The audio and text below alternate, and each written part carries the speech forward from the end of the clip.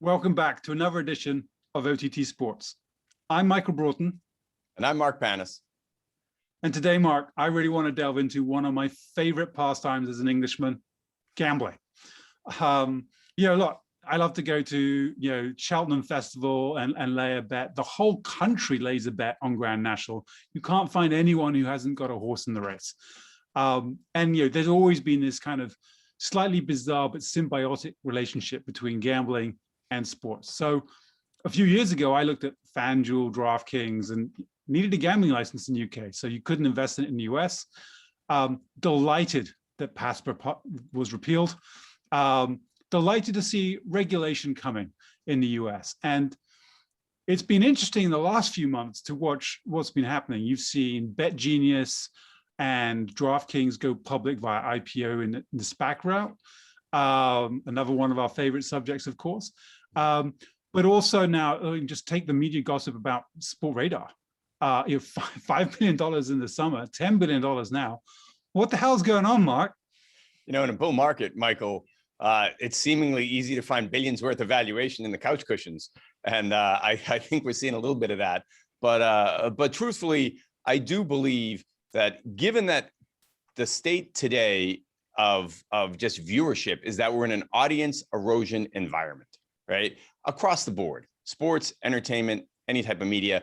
And so any type of engagement lever is going to receive a premium from the way it's viewed by the public markets, by the private investment markets, and so forth. And sports wagering really is kind of the ultimate engagement lever. And if you look at it, there's a different metric at work here. It's not just a classic sponsorship they're going to spend in the game, or even a classic annual revenue that they're going to pull out of the game. It's this idea of the lifetime value of their customers.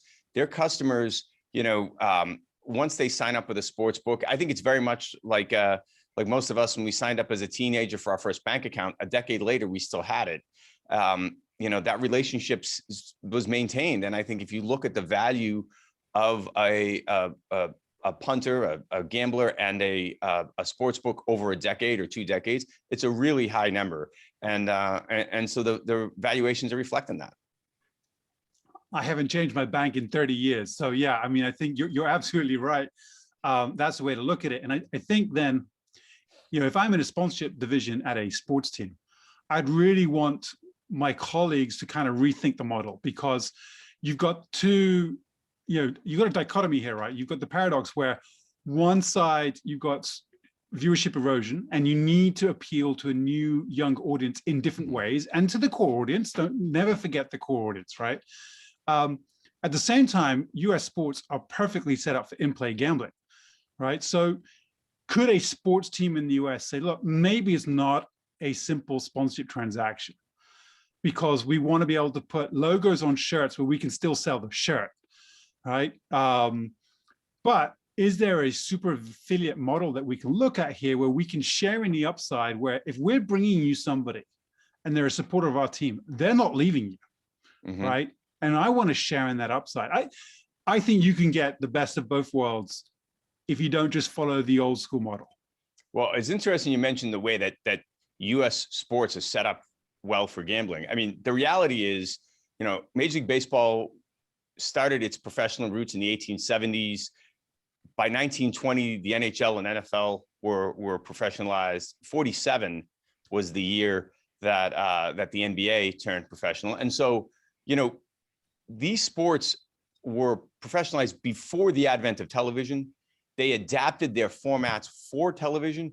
And now you could overlay wagering, spread betting, and so forth right on top of the existing formats really, really well. And so I think, yes, there is a tremendous upside here. From a sponsorship standpoint, look, it's pretty clear, right?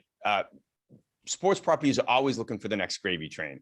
A decade and a half ago, it was the advent of allowing liquor sponsorship and advertising. A half decade ago, it was the daily fantasy that you mentioned earlier, those businesses. And today it's sports wagering, although I do believe sports wagering has this opportunity to fundamentally shift the partnership model that's there with that super affiliate long tail revenue stream for the clubs and for the sports wagering houses. Well, Mark, I think that there's plenty more to dig into here, but there is no better subject for us to discuss in the OTT Sports Speakeasy, live on Clubhouse every Thursday. Come join us there. Also follow us on YouTube, and we'll see you next time on OTT Sports.